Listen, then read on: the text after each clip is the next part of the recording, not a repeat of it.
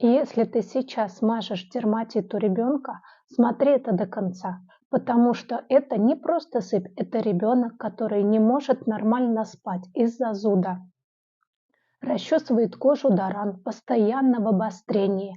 И это состояние, в котором живут многие дети годами. Смотри на эти фото.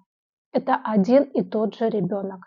До воспаления по всему телу, кожа повреждена, постоянный дискомфорт. И что обычно делают? Мажут, но это не лечение, это пауза перед следующим обострением. Мы пошли в причину, разгрузили кишечник, снизили внутреннюю нагрузку, подключили антипаразитарную поддержку.